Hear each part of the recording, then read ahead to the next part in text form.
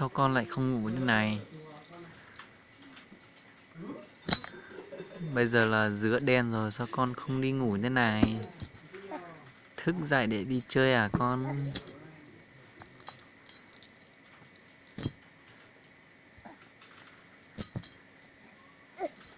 Ôi trời ơi! Ôi trời! Ôi trời! Ôi trời ơi! Phá quá!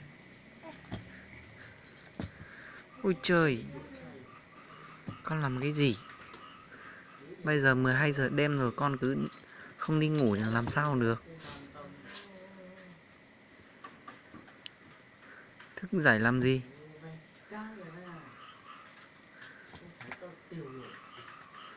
Có si tà mò nữa. Từ nhỏ nó chẳng sợ là mua si. Bứ bứ trừ trừ rồi lại. Có xin đâu lại tới anh dây ý si ta xin nói. Nhưng chẳng sợ là mua si. Chỉ cà bư lại này.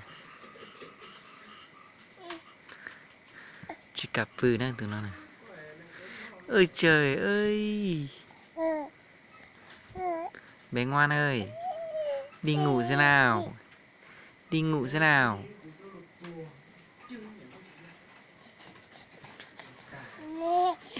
Bé ngoan ơi, đi ngủ thế nào?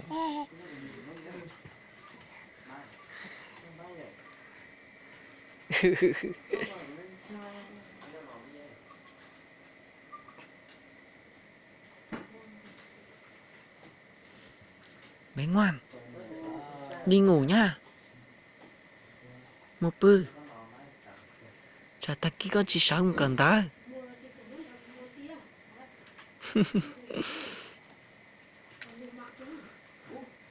Tụi nhỏ nó mới xong người ta xin nó nè.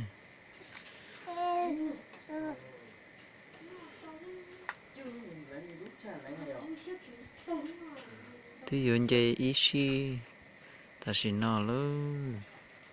Tụi nhỏ nó bự bự tới ta mò gì sợ là mò vô si nó nè. Số số mò nữa lên sợ nó vừa tao lòn rồi nó nhói nó ta li.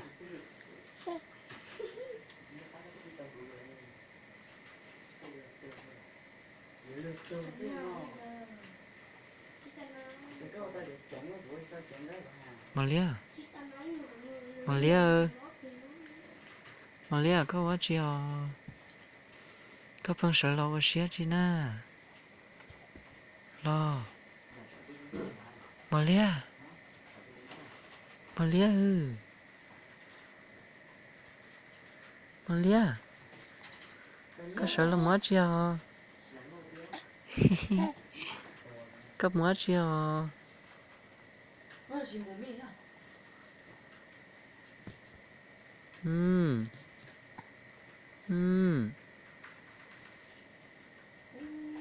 Chắc con nhìn gì luôn? Malia ư? Malia, chắc con gì luôn à? Một bữa à? Một bữa cho ra. Một bữa cho ra. Một bữa cho ra. Một bữa cho ra. Malia, Malia. Một bữa đó. Bữa này. Con bữa à? Bữa bỏ sai đó.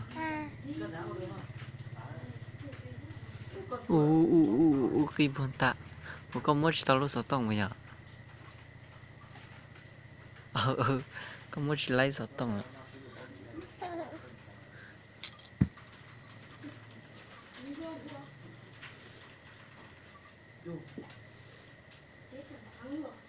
Con ơi, con làm gì thế? Con không đi ngủ à?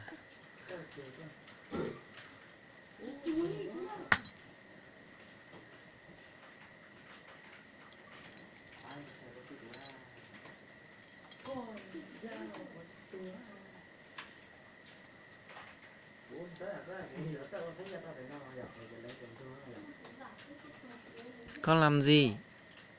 Con làm gì sao mà con không đi ngủ thế này? Đi ngủ đi. Đi ngủ đi nào. Đi ngủ đi.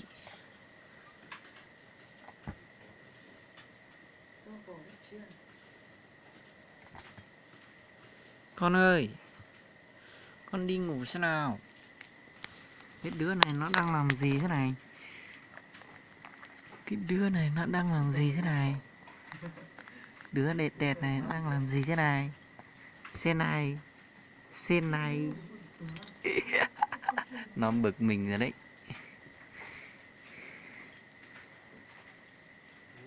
Con đang làm cái gì? Con làm cái gì? Hả? Đi ngủ xem nào.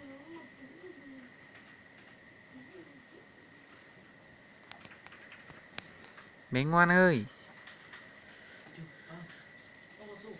Bé ngoan.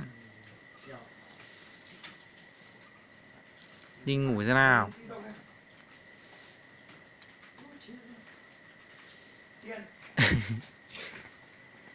Ừ. Đi ngủ như thế nha. Thế bố mới thích nha. Ừ, đúng rồi, đi ngủ nhá.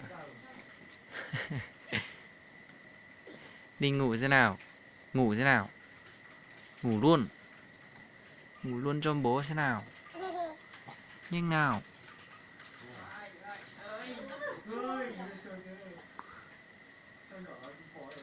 Con ngoan ơi, đi ngủ thế nào. Ngủ đi. Ngủ đi.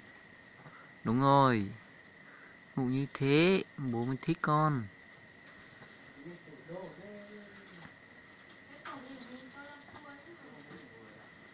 Ngủ đi.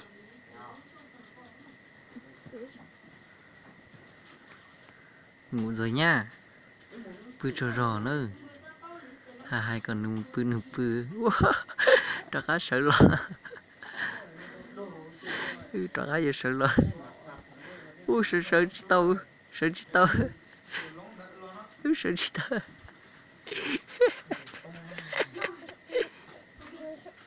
Chị cũng có tổn non hả? Pư rồi nữa.